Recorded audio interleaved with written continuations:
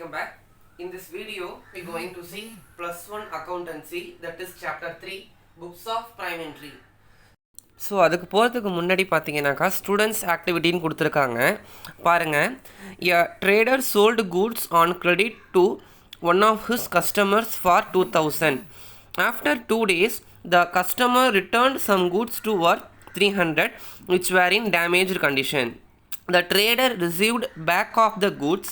Later, when the customer paid 1700, the trader demanded for full payment. He forgot about the return goods. How can this situation be avoided? So, இதுக்கு meaning என்ன? ஒரு trader வந்து கடனுக்கு பொருளை விற்றுருக்காரு 2000 ரூபாய்க்கு. 2 நாள் கழித்து கஸ்டமர் வந்துட்டு ஒரு 300 ரூபாய்க்கு உண்டான பொருளை ரிட்டன் அனுப்பிட்டாரு. என்ன அப்படின்னாக்கா டேமேஜ் கண்டிஷனில் இருந்துச்சு. ஸோ அதை ட்ரேடர் என்ன பண்ணிட்டாரு, ரிசீவ் பண்ணிட்டாரு.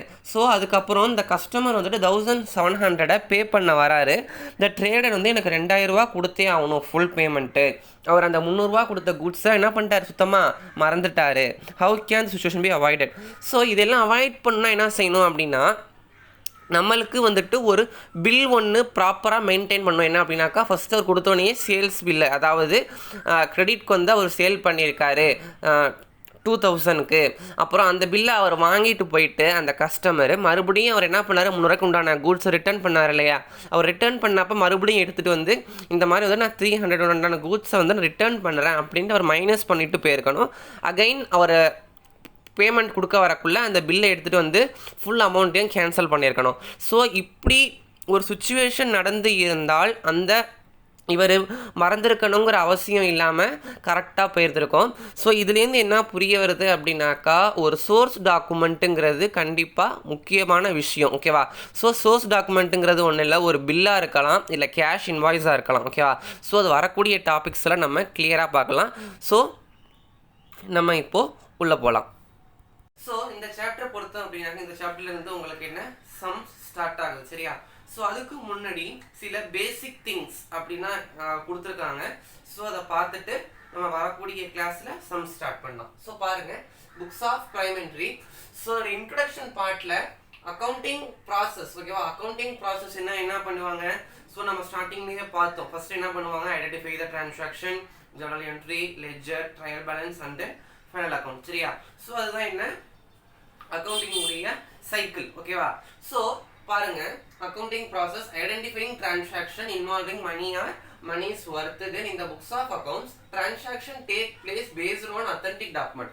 ஸோ இப்போ நம்ம டிரான்சாக்ஷன்ஸுங்கிறது எப்படி வருது, ஏதோ ஒரு வகையில் ஏதோ டிரான்சாக்ஷன் நடந்திருக்கு. ஃபார் எக்ஸாம்பிள் ஏதோ பொருள் வாங்குறதோ விற்கிறதோ.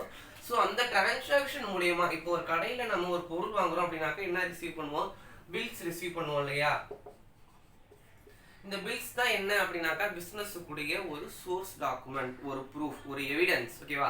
ஸோ அதுதான் என்ன அப்படின்னாக்கா transactions take place based on the authentic document. அப்படின்னா ஒரு ப்ரூஃபாக இருக்கலாம், இல்லை ஒரு எவிடன்ஸாக இருக்கலாம். ஸோ இது இந்த அத்தன்டிக் டாக்குமெண்ட் ப்ரூஃப் எவிடன்ஸுக்கு இன்னொரு பேர் என்ன அப்படின்னாக்கா சோர்ஸ் டாக்குமெண்ட். புரியுதா? ஸோ இதுதான் அதில் உள்ள introduction part. Then going to C source document. So இதுதான் சோர்ஸ் டாக்குமெண்ட்ஸ்னு சொல்லிட்டாங்க. இப்போ சோர்ஸ் டாக்குமெண்ட்னா என்ன அப்படின்னு பார்க்கலாம். பாருங்க, சோர்ஸ் டாக்குமெண்ட்ங்கிறது ஒரு எவிடன்ஸ். ஓகேவா? ஒரு எவிடன்ஸா இருக்கலாம், இல்ல ஒரு ப்ரூஃப். ஓகேவா? ஸோ அது என்னவா இருக்கும் அப்படின்னாக்கா, அது கேஷ் ரெசிப்டா இருக்கும், இல்ல இன்வாய்ஸா இருக்கும், இல்ல பில்ஸ், அந்த மாதிரியான விஷயங்கள் தான் என்ன சொல்லுவோம், சோர்ஸ் டாக்குமெண்ட்ஸ். அதாவது மெயினான விஷயமே அதுதான். அது இருந்தாதான் நம்ம டிரான்சாக்ஷன் என்ன பண்ண முடியும், ரெக்கார்ட் பண்ண முடியும்.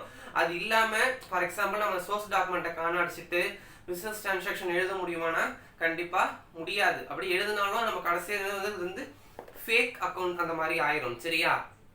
ஸோ பாருங்க, அது வந்து சோர்ஸ் டாக்குமெண்ட்ல ஒரு வேரியஸ் டைப்ஸ் இருக்கு. ஸோ 6 டைப்ஸ் தான் இது. ஓகேவா? ஸோ ஃபர்ஸ்ட் ஒன் என்ன அப்படின்னா cash receipt or voucher. So it is a document that shows the date, amount and details of cash purchase, cash sales or other transaction. ஓகேவா? Cash ரிசிப்ட்னு சொல்லலாம், இல்லாட்டி வவுச்சர்னு சொல்லுவாங்க. அது வந்து ஒரு விதமான டாக்குமெண்ட்டு. ஸோ அது என்ன இருக்கும் அப்படின்னாக்கா டேட் இருக்கும், then amount, the details of cash purchase. ஓகேவா? கேஷ் பர்ச்சேஸாக இருக்கலாம், இல்லை கேஷ் சேல்ஸாக இருக்கலாம், and other transactions. Business persons receive cash receipt for purchase. ஓகேவா? அவங்க கேஷ் பர்ச்சேஸ் பண்ணியிருந்தாங்கன்னா அது வந்து ரிசீவ் பண்ணுவாங்க. Then issue cash receipt for cash sales. ஓகேவா, கேஷ் சேல்ஸாக இருந்துச்சு அப்படின்னாக்கா அவங்க என்ன செய்வாங்க, இஷ்யூ பண்ணுவாங்க. ஓகேவா, ஸோ அதுதான் என்ன அப்படின்னா கேஷ் ரிசிப்ட். ஓகேவா, நெக்ஸ்ட் என்ன அப்படின்னா invoice. So invoice is used for credit purchase and credit sales. ஓகேவா, இன்வாய்ஸ் எதுக்கு யூஸ் பண்ணுறாங்க, it is used for credit purchase or credit sales. ஓகேவா, இது யார் ப்ரிப்பேர் பண்ணுவா, அதுக்கு முன்னாடி the date, amount and details of credit purchase and credit sales are given in the invoices. ஓகேவா, so some of the details வந்துட்டு அந்த invoiceல இருக்கு. then invoice is generally prepared by a seller in 3 copies. ஓகேவா, seller தான் என்ன பண்றாரு, இந்த invoice prepare பண்றாரு with 3 copiesல. ஓகேவா, so ஃபர்ஸ்ட் காப்பி யாருக்கு அப்படின்னாக்கா அந்த பர்ச்சேஸ் பண்றாங்கல்ல அவங்களுக்கு போயிடுது. செகண்ட் காப்பி யாருக்கு அப்படின்னாக்கா அந்த கூட்ஸ் அனுப்புவாங்கல்ல, ஸோ அவங்க செக் பண்ணுறதுக்கு போயிடுது. ஸோ தேர்ட் காப்பி யாருக்கு அப்படின்னாக்கா அந்த அக்கௌண்ட் டிரான்சாக்ஷனை ரெக்கார்ட் பண்ணுறாங்கல்ல, ஸோ அதுக்கு அந்த தேர்ட் காப்பி. ஸோ அதுதான் என்ன அப்படின்னா இன்வாய்ஸ். ஸோ தேர்ட் ஒன் என்ன, டெபிட் நோட். ஓகேவா, ஸோ டெபிட் நோட்டுங்கிறது கூட்ஸ் ரிட்டர்ன். ஃபார் எக்ஸாம்பிள் பாருங்க, இப்போ நான் வந்துட்டு ஒரு கூட்ஸ் வாங்கியிருக்கேன் 30,000 உள்ள கூட்ஸு. ஸோ அந்த கூட்ஸில் ஒரு 5,000 உண்டான கூட்ஸு டேமேஜ் ஆகிடுச்சு. சரியா, அப்போ நான் என்ன செய்கிறேன், அவங்களுக்கு அந்த கூட்ஸை ரிட்டர்ன் அனுப்புகிறேன். சரியா, அதுதான் அது எப்படி அனுப்புறேன்னாக்கா த்ரூ டெபிட் நோட். பாருங்க, a buyer may return the goods to the seller in various situations. ஓகேவா, பையர் வந்து அந்த கூட்ஸை ரிட்டர்ன் அனுப்பலாம் வேரியஸ் சுச்சுவேஷன் காரணமாக. For example when goods are defective or damaged. ஓகேவா, கூட்ஸ் வந்து டிஃபெக்டிவாக இருக்கலாம் அல்லது டேமேஜ்டாக இருக்கலாம். goods do not meet the specifications etc. when goods are returned by a buyer, the buyer prepare a debit note and send it to the seller. so அந்த goods நம்ம அனுப்பக்குள்ள preparing debit note and send it to seller. அந்த seller நமக்கு கொடுத்தாரு இல்லையா, so அவருக்கு என்ன செய்கிறோம், அனுப்புகிறோம். ஓகேவா, it contains details of such as description of goods, quantity returned and also their value.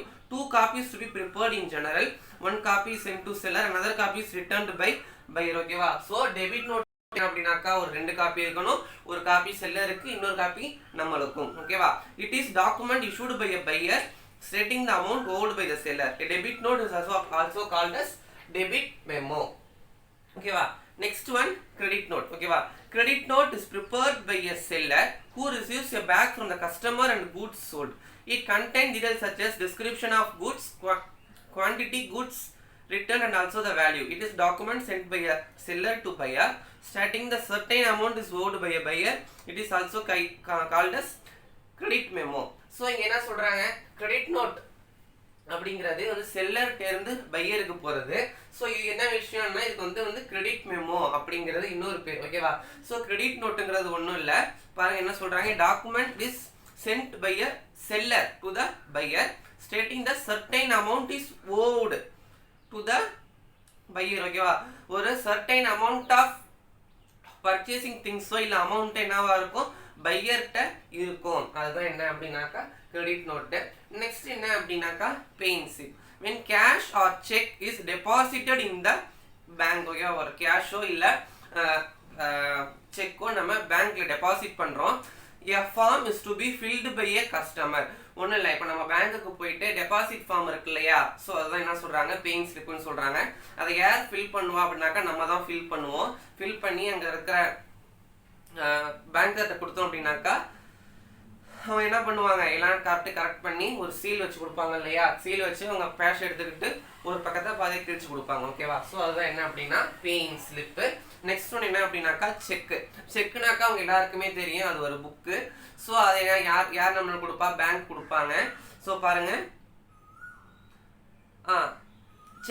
checkbook is issued by a bank to its customers for withdrawing money for own use or for making payments to others. ஓகேவா, withdrawing money own யூஸ்க்காகவும் இருக்கலாம், இல்லை வேற யாருக்கும் நம்ம payment கொடுக்கலாம், through check மூலியமா நம்ம கொடுக்கலாம். By issue of check, a bank is directed to pay specific amount money from a person's account, either the same person or to the person whose favor the check has been issued. Each checkbook has record slips in entering the details of checks issued. It remains with the account holder of the future reference. ஓகேவா, so செக்குங்கிறது அப்படிங்கிறது ஒரே விஷயம் இல்லை, செக்குங்கிறது negotiable இன்ஸ்ட்ருமெண்ட்டுமா, இது வந்து bank கொடுப்பாங்க. இதை வச்சு நம்ம என்ன செய்யலாம், நம்மளும் பணம் எடுத்துக்கலாம், இல்லை மற்றவங்களுக்கும் என்ன அனுப்பிக்கலாம், பணம் அனுப்பிக்கலாம். அதுதான் என்ன அப்படின்னா செக்குன்ட்டு அர்த்தம். ஸோ இதோட இந்த வீடியோ முடிச்சுக்கலாம். ஸோ நெக்ஸ்ட் வீடியோனா டபுள் என்ட்ரி சிஸ்டம், ஸோ அந்த வேற டாபிக் வந்துடும். So thank you.